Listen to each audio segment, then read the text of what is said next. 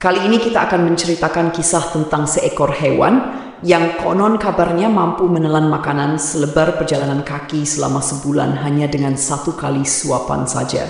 Hewan ini juga ada dalam 2 kisah Nabi di zaman yang berbeda dengan selisih waktu sekitar 100 tahun. Dalam video kali ini kita akan membahas legenda ikan raksasa dalam Al-Quran. Assalamualaikum warahmatullahi wabarakatuh. Pemirsa YouTube yang dimuliakan Allah, semoga kita selalu dalam keadaan sehat walafiat. Amin ya robbal alamin. Berbicara tentang ikan raksasa yang disebut ikan Nun, pembahasan ini tak akan terlepas dari kisah seorang nabi bernama Nabi Yunus alaihissalam. Kisah tentang Nabi Yunus dan ikan Nun termuat dalam Al-Quran yang tersebar di beberapa surat, yaitu surat Yunus, Al-Anbiya, As-Safat, dan Al-Qalam. Di video ini akan diceritakan 2 kisah tentang ikan raksasa Nun ini. Yang pertama adalah ketika ikan Nun hidup di zaman Nabi Yunus alaihissalam, dan yang kedua ikan Nun yang sama muncul di zaman Nabi Sulaiman alaihissalam. Sekarang kita akan mengisahkan tentang ikan Nun yang hidup di zaman Nabi Yunus alaihissalam. Kisahnya begini, teman-teman, Nabi Yunus memiliki ayah bernama Amitai atau yang lebih dikenal sebagai Mata, sehingga nasabnya adalah Yunus bin Mata, dan ibunya bernama Rifka. Nabi Yunus atau dalam bahasa Ibraninya dikenal dengan nama Yonah yang memiliki arti merpati. Di dalam Al-Quran, nama Yunus disebutkan sebanyak 4 kali dan sekali disebutkan dengan julukan Zunun dalam bahasa Arab yang berarti yang dari perut ikan. Terdapat beberapa perbedaan pendapat mengenai abad berapa Nabi Yunus hidup. Ada yang mengatakan abad ke-7 sebelum Masehi, ada pula yang mengatakan ke-8 atau ke-9 sebelum Masehi. Namun, tercatat dalam sejarah bahwa Nabi Yunus adalah seorang nabi dari kerajaan Israel atau Samaria pada sekitar abad ke-8 sebelum Masehi dan hidup pada masa kekuasaan Raja Samaria, Yerobeam bin Yoas. Beliau disebutkan berasal dari Palestina yang saat itu dikenal sebagai negeri Syam. Nabi Yunus diutus setelah masa Nabi Ilyas dan Ilyasa berakhir, dan uniknya lokasi dakwah beliau bukanlah di tanah kelahirannya melainkan di tempat yang jauh dari Syam atau Palestina. Nabi Yunus diutus oleh Allah Subhanahu wa Ta'ala kepada kaum yang bernama Ninawa, yang juga dikenal sebagai Niniwe. Kaum Ninawa ini berada di daerah Mosul yang saat ini terletak di Irak. Ini berarti Nabi Yunus adalah seorang pendatang di negeri Ninawa tersebut. Pada masa itu di negeri Ninawa terdapat sebuah kebudayaan atau tradisi turun-temurun, yaitu menyembah patung-patung atau berhala, sehingga mereka kufur dengan menyembah berhala. Oleh karena itu, diutuslah Nabi Yunus yang datang dari Syam ke Irak untuk mendakwahi penduduk Ninawa agar mereka bertauhid dan hanya menyembah Allah Subhanahu wa Ta'ala. Berhari-hari, berbulan-bulan, dan bahkan bertahun-tahun Nabi Yunus mendakwahi mereka. Namun penduduk Ninawa tetap enggan meninggalkan berhala-berhala mereka. Alasan mengapa penduduk Ninawa tidak mau meninggalkan berhala adalah karena mereka telah menyembah berhala selama puluhan bahkan ratusan tahun tanpa ada azab yang menimpa mereka, seperti yang terjadi pada kaum-kaum terdahulu. Padahal mereka telah mendengar kisah kaum terdahulu yang dibinasakan oleh Allah Subhanahu wa Ta'ala karena menyembah berhala. Mereka menyadari bahwa apa yang mereka lakukan adalah salah, namun mereka justru menunggu azab datang terlebih dahulu sebelum bertobat. Maka ketika itu seluruh orang dari kaum ini tidak mau mendengar seruan dari Nabi Yunus alaihissalam. Terlebih lagi Nabi Yunus adalah seorang pendatang, bukan berasal dari kampung tersebut. Mereka justru menganggap Nabi Yunus sok tahu dan tidak mempercayai sedikit pun risalah yang beliau bawa. Dikisahkan bahwa Nabi Yunus mendakwahi mereka selama 33 tahun. Mereka berkata, "Sudahlah Yunus, urusi saja hidupmu sendiri. Jika engkau ingin memiliki pengikut, berdakwahlah di kampung halamanmu." Nabi Yunus yang merupakan manusia biasa mendengar hinaan dan penolakan itu. Beliau merasa kecewa dan marah. Suatu hari Nabi Yunus memutuskan untuk pergi meninggalkan kaumnya. Saat itu Yunus pergi dalam keadaan hati yang kecewa dan marah. Beliau berjalan menuju sebuah dermaga dan meminta izin untuk menumpang di sebuah kapal, meskipun kapal tersebut sebenarnya sudah kelebihan muatan. Namun, nakoda kapal tetap mengizinkan Nabi Yunus untuk ikut serta. Dan ingatlah kisah Zunun atau Yunus ketika dia pergi dalam keadaan marah, lalu dia menyangka bahwa kami tidak akan menyulitkannya. Maka dia berdoa dalam keadaan yang sangat gelap, "Tidak ada Tuhan selain Engkau, Maha Suci Engkau. Sungguh, aku termasuk orang-orang yang zalim." Tak lama berselang setelah kepergian Nabi Yunus alaihissalam, tiba-tiba tanda-tanda azab Allah Subhanahu wa Ta'ala pun muncul kepada kaum Ninawa yang beliau tinggalkan. Langit berubah menjadi merah, seolah-olah seperti kobaran api yang membara. Orang-orang Ninawa pun menjadi ketakutan dan baru menyadari kebenaran peringatan Nabi Yunus alaihissalam. Namun, saat itu Nabi Yunus telah meninggalkan mereka. Mereka pun bingung harus meminta tolong kepada siapa. Mereka kembali teringat pada nasib orang-orang yang tidak bertakwa seperti mereka yang dibinasakan Allah pada zaman dahulu. Menurut tafsir dari Ibnu Katsir, dijelaskan bahwa warga Ninawa ketika itu menyadari kesalahannya karena telah menghina Nabi Yunus dan mendustakan risalah yang dibawanya. Ketika langit berubah merah, seluruh penduduk Ninawa pergi ke hamparan padang pasir dan mulai berdoa serta memohon ampun kepada Allah Subhanahu wa Ta'ala. Mereka disebut berdoa selama 40 malam. Akhirnya Allah Subhanahu wa Ta'ala berkenan memberikan pengampunan dan membatalkan azab yang akan ditimpakan kepada mereka. Kita kembali ke kisah Nabi Yunus yang menaiki kapal. Setelah kapal yang ditumpangi Nabi Yunus berada di tengah lautan atas izin Allah Subhanahu wa Ta'ala, tiba-tiba terjadi badai yang cukup besar hingga kapal dihantam gelombang ombak yang besar. Kapal itu terombang-ambing dan beberapa bagian mulai rusak. Kapal tersebut perlahan-lahan mulai tenggelam. Nahkoda dan orang-orang di kapal berpikir bagaimana caranya agar kapal tidak tenggelam. Mereka memutuskan untuk membuang barang-barang bawaan agar beban kapal berkurang. Setelah semua barang dibuang, kapal menjadi sedikit lebih stabil. Namun, pengurangan beban masih dirasa kurang karena kapal masih terus tenggelam. Jika dibiarkan, semua orang di kapal itu akan tenggelam. Akhirnya mereka memutuskan untuk membuat undian. Siapapun yang namanya keluar dalam undian, dia harus keluar dari kapal. Nama pertama yang keluar dalam undian itu adalah Nabi Yunus alaihissalam. Namun orang-orang merasa tidak tega untuk melempar Nabi Yunus ke laut karena beliau adalah pria terhormat. Mereka pun melakukan undian ulang, namun nama Nabi Yunus kembali keluar. Bahkan di undian ketiga, nama Nabi Yunus tetap keluar.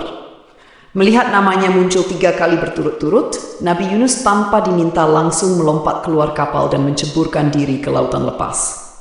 Abdullah bin Mas'ud melalui riwayat Ibnu Katsir menceritakan bahwa tak lama setelah Nabi Yunus terjun ke laut, tiba-tiba seekor ikan besar datang dan menelan tubuh Nabi Yunus secara utuh. Tak sedikit pun Nabi Yunus terluka akibat insiden itu. Namun sesaat setelah ditelan, Nabi Yunus kaget dan sempat pingsan beberapa saat. Setelah sadar, beliau mengira dirinya sudah mati. Namun, begitu mengetahui tubuhnya tidak terluka sedikit pun, Nabi Yunus langsung bersyukur dan berdoa di dalam keadaan gelap gulita itu. Mendengar doa dari Nabi Yunus alaihissalam, Allah Subhanahu wa Ta'ala memaafkan Nabi Yunus, yang sejatinya Allah Subhanahu wa Ta'ala berencana mengurung Yunus hingga hari kiamat.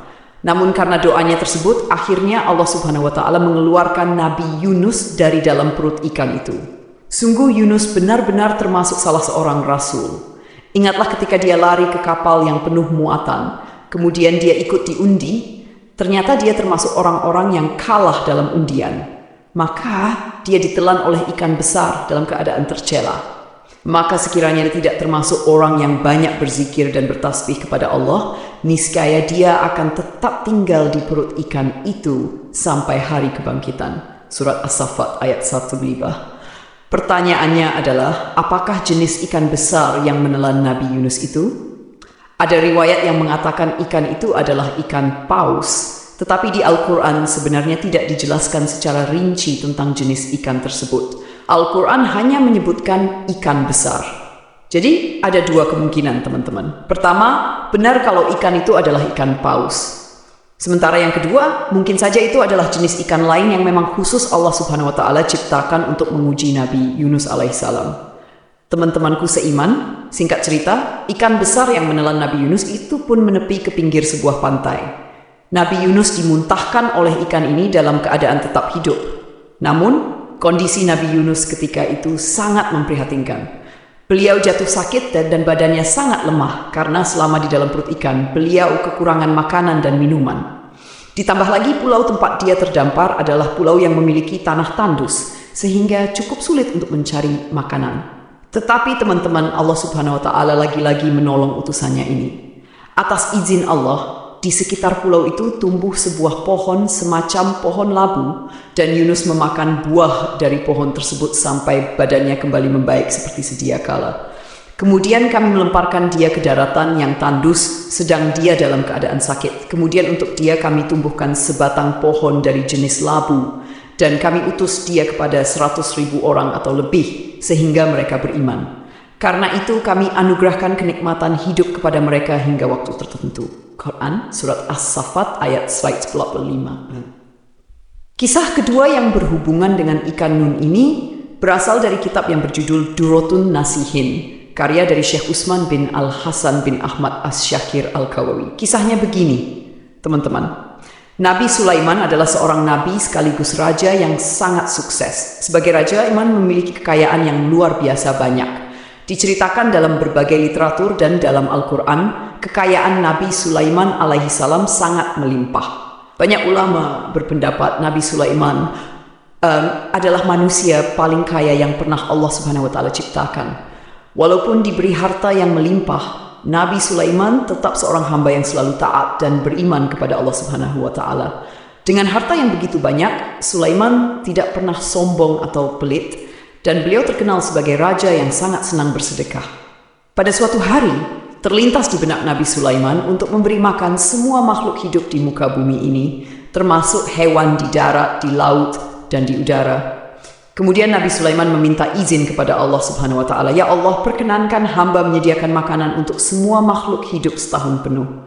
Allah Subhanahu wa Ta'ala berfirman, "Sungguh engkau tidak akan sanggup." Kemudian Nabi Sulaiman kembali berkata, "Kalau begitu, izinkan hamba menyediakannya dalam jangka waktu 1 hari saja." Allah Subhanahu wa Ta'ala mengabulkan permintaan Nabi Sulaiman. Lalu beliau mulai mempersiapkan makanan dalam jumlah yang sangat banyak. Diceritakan, Nabi Sulaiman memerintahkan bala tentaranya yang terdiri dari manusia, jin, dan burung untuk mengumpulkan berbagai macam makanan dari penjuru negeri. Setelah makanan terkumpul, Nabi Sulaiman mengundang semua makhluk hidup untuk datang dan makan sepuasnya. Tak lama kemudian datanglah seekor ikan besar dari lautan. Ikan itu berkata, "Wahai Nabi Allah Sulaiman, apakah engkau akan memberi makan seluruh makhluk atau hanya sebagian?" Nabi Sulaiman menjawab, "Aku akan memberi makan semuanya." Maka ikan besar itu mendekati hidangan yang telah disiapkan, dan dalam sekejap ikan tersebut melahap seluruh makanan yang ada di sana sampai habis. Melihat hal itu, Nabi Sulaiman pun tertegun dan kagum. Ikan besar itu kemudian berkata, "Wahai Nabi Allah Sulaiman, inilah makanan yang aku butuhkan untuk 1 kali makan saja, sementara engkau berkeinginan memberi makan seluruh makhluk selama 1 hari penuh." Mendengar perkataan ikan besar itu, Nabi Sulaiman menyadari bahwa meskipun dirinya memiliki kekayaan yang melimpah dan kekuasaan yang besar, sesungguhnya hanya Allah Subhanahu wa Ta'ala yang mampu memberi rezeki kepada seluruh makhluknya tanpa batas.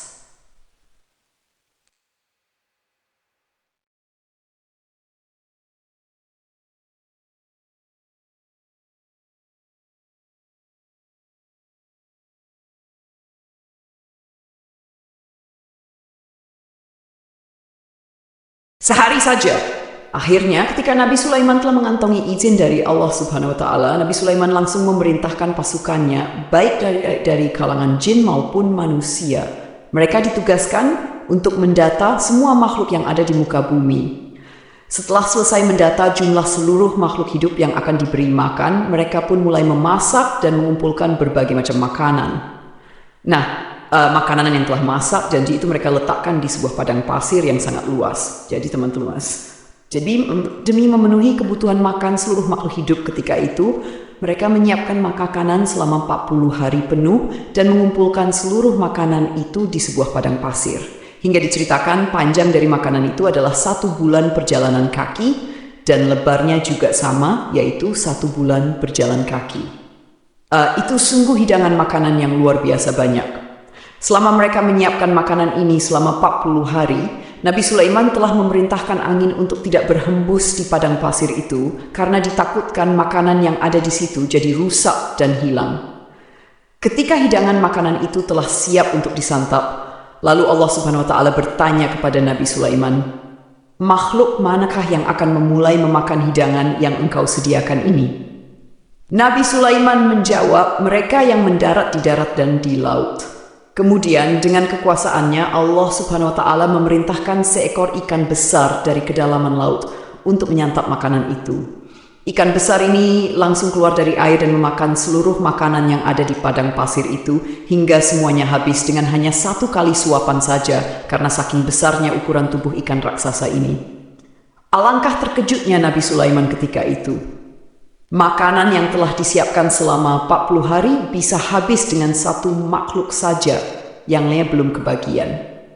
Bahkan ikan raksasa ini setelah selesai menyantap hidangan berkata kepada Nabi Sulaiman, "Wahai Sulaiman, kenyangkanlah perutku sekarang, aku masih merasa lapar." Pada saat itu Nabi Sulaiman langsung bersujud sambil menangis kepada Allah Subhanahu wa Ta'ala. Beliau memohon ampunan karena merasa sombong dan merasa mampu memberi makan semua makhluk hidup. Padahal untuk memberi makan 1 ikan saja dia masih belum cukup mampu. Kisah Nabi Sulaiman ini memberikan kita pelajaran dan peringatan bahwa Allah Subhanahu wa Ta'ala itu benar-benar maha kaya dan tak ada yang bisa menandingi kekayaan, apalagi itu cuma Nabi Sulaiman alaihissalam, dan hanya Allah Subhanahu wa Ta'ala yang sanggup dan mampu memberi makan seluruh makhluk hidup di muka bumi ini dari awal zaman hingga akhir zaman. Jadi itulah kisah tentang legenda ikan raksasa dalam Al-Quran. Semoga kisah ini bermanfaat. Lebih dan kurangnya mohon dimaafkan. Yang benar datangnya dari Allah Subhanahu wa Ta'ala.